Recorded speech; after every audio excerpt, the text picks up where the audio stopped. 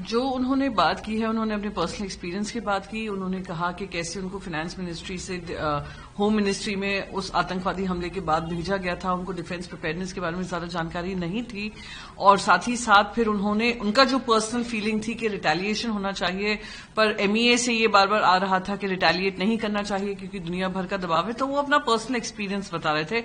I wouldn't want to read too much. और उन्होंने ये भी कहा कि 2008 की तुलना हम 2025 से नहीं कर सकते हैं क्योंकि उसमें बहुत अंतर आए हैं, डिफरेंस हुए हैं। डिफेंस प्रिपेयर्डनेस बढ़ी है, इंटेलिजेंस बढ़ी है, कोऑर्डिनेशन बेटर हुआ है। और साथ ही साथ ये नहीं भूलना चाहिए कि 2008 के बाद जो पाकिस्तान के आतंकवादी ट्रेनिंग कैंप्स थे, वो अजमल कसाब को जिंदा पकड़ने के बाद देश के सामने सच्चाई सामने आई और दुनिया भर को हमने जग जाहिर किया कैसे पाकिस्तान में टेररिज्म को पनपने देते हैं, बढ़ावा देते हैं, आम करते हैं और दूसरे देशों में भेजते हैं। चाहे वो तहावुर राणा हो, जिसकी वजह से आज अमेरिका जैसा देश जो अपने सिटीजन्स को कभी भी एक्स्ट्राडाइट नहीं करता है, तहावुर राणा को उन्होंने एक्स्ट्राडाइट किया है। वैसे ही डेविड हेडली के लिए हम लोग की देश कोशिश कर रहा है कि उसको भी एक्स्ट्राडाइट करें। और साथ ही साथ ये तीनों जो इम्पोर्टेंट लोग थे, तीनों के तीनों पाकिस्तान से ट्रेन कर पाए गए थे। तो ये भी एस्टैब्लिश हो गया कि किस तरीके से वहां पे टेरर कैंप्स, वहां की आर्मी, वहां की सरकार, लच्चड़ सरकार, सब पाकिस्तान में शामिल है देश में, हमारे देश में आतंकवादी हमला करने के लिए। अब देश को ये भी नहीं भूलेगा कि 2008 का खामियाजा कांग्रेस पार्टी ने भुगता है। उनको सरकार से बेदखल किया गया है इन वादों पे जो नरेंद्र मोदी जी ने, भारतीय जनता पार्टी ने किए थे, जो जीरो टॉलरेंस टू टेररिज्म को लेकर थे।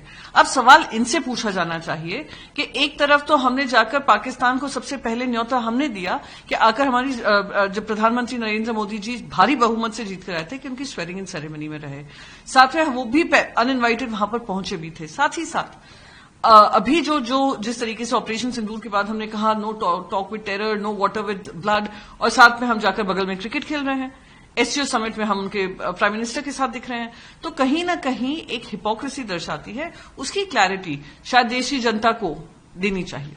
राहुल गांधी का बयान आया जो ले वाला मामला है, उसमें कहा कि जो केंद्र सरकार है उसको बात करना चाहिए, जो इशू है उसे रिजॉल्व करना चाहिए, engage in dialogue and stop politics on violence and fears. इस तरह से देखिए, जो भी हल निकलता है ये हमारे देशवासी हैं, देशभक्त हैं, और लद्दाख और लेह की जनता को ये प्रूव करने की जरूरत नहीं है। हजारों सालों से वो लाखों जो वहां पे निवासी हैं, उन्होंने देशभक्ति के लिए योगदान दिया है, देश की लड़ाई के लिए तत्परता से खड़े रहे हैं। आज उस जैसे पीसफुल रीजन में इस तरीके का वायलेंस होना दिखाता है कि ये हमारा इंटेलिजेंस फेलियर है, होम मिनिस्ट्री की नाकामयाबी है, जिस वजह से ये वायलेंस पनपने दिया। आप उनसे डायलॉग में एंगेज नहीं करेंगे, आप उनकी मांगों को नहीं सुनेंगे, आप वो बार बार ये 6 शेड्यूल की मांग कर रहे हैं, जो बाकी काफी सारे ऐसे रीजन्स हैं जिसको दी गई है, ऑटोनॉमस बॉडीज बनाई गई हैं, पर लद्दाख को आप दरकिनार कर रहे हैं। वो स्टेटहुड मांग रहे हैं, उसमें बातचीत आप नहीं कर रहे हैं।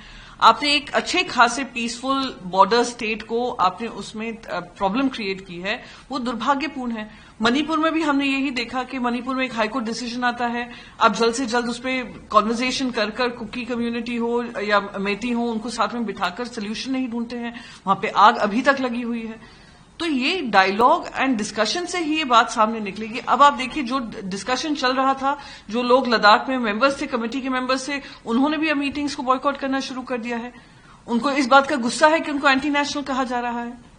तो अगर आप इस तरीके का एजेंडा फैलाएंगे, जहां कोई भी आपके विरोध में बोलेगा आप उनको एंटी नेशनल बता देंगे, ये कहां तक लाजमी है। अब होम मिनिस्टर को नहीं भूलना चाहिए, जिन जिन लोगों को आपने एंटी नेशनल का लेबल दिया विपक्ष में रहकर, वही एंटी नेशनल लोगों को आपने चुना जो पार्लियामेंट्री डेलीगेशन में जाकर उन्होंने देश का तिरंगा सबसे ऊपर लहराया और देश के तिरंगे का नैरेटिव, जो गलत नैरेटिव दुनिया भर में फैल रहा था ऑपरेशन सिंदूर के बाद, उसको सही करने का काम किया।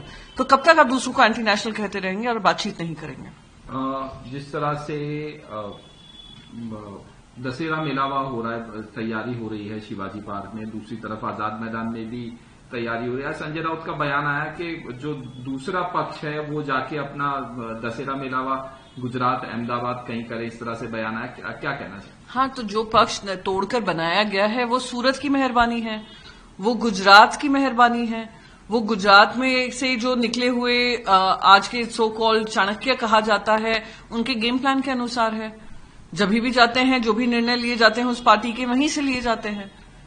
तो ये बात में कोई दो राय नहीं है कि जो शिवसेना है, शिवसेना शिवाजी पार्क में अपनी दशहरा रैली करती आई, वो करती रहेगी। और जो नए बन कर आए हैं, नए रूप में बन कर आए हैं, किसी की कृपा पे बन कर आए हैं, पन्नास खोखे के माध्यम से बनकर आए हैं, सूरत पुलिस की प्रोटेक्शन से बनकर आए हैं, गुवाहाटी पुलिस की प्रोटेक्शन से बनकर आए हैं, वहां पे जाकर करें अपना दशहरा रैली। राज ठाकरे और उद्धव ठाकरे साथ में आने की बात, कयास लगाए जा रहे हैं दशहरा रैली में, क्या कहना चाहिए? बस यही कहूंगी कि दोनों पक्षों की बातचीत चल रही है। इतने सालों बाद जो हमने देखा, जो एक रैली हुई थी एनएससीआई में, डोम में, हमने देखा था किस तरीके से एक माहौल था। जनता की भी अपेक्षा यही थी कि दोनों एक साथ मिलकर भाई काम करें और महाराष्ट्र के हितों को ऊपर रखें। तो दशहरा रैली जो मानी जाती है, हमेशा से मानी गई है कि महाराष्ट्र की दिशा और दशा दिखाती है, और शिवसेना की जो आवाज है वो बताती है कि हम किस दिशा और दशा में महाराष्ट्र को जाना चाहिए और हम किस तरीके से तत्परता से महाराष्ट्र के हितों के लिए खड़े रहेंगे। तो अगर उसमें राज ठाकरे जी भी शामिल होते हैं तो it will be a good come back after many years. जो दोनों भाई साथ में दशहरा रैली अटेंड करते थे, वो फिर से यादें ताजा हो जाएंगे। ट्रम्प ने 100% टैरिफ लगाया है जो इंडिया मतलब यूएस के बाहर की फिल्में हैं उस पर, क्या? मैं बस कहूंगी गॉड सेव अमेरिका कि इतने नीजक टैरिफ्स बार बार कुछ अनाउंसमेंट किए जा रहे हैं, और इंडियन फिल्म इंडस्ट्री की भी काफी फिल्म्स वहां पर स्क्रीन होती हैं, वहां पर बिजनेस करती हैं, तो इम्पैक्ट उन पर भी पड़ेगा। पर उम्मीद है कि जो अमेरिकन सिटीजन्स हैं वो समझेंगे कि टैरिफ का खामियाजा उन्हीं को भुगतना पड़ेगा, कि हर चीज महंगी हो जाएगी। क्योंकि एक डोनाल्ड ट्रंप है जो भारी बहुमत से जीत कर आए हैं, उनको लगता है कि हर चीज का सोल्यूशन टैरिफ करना है।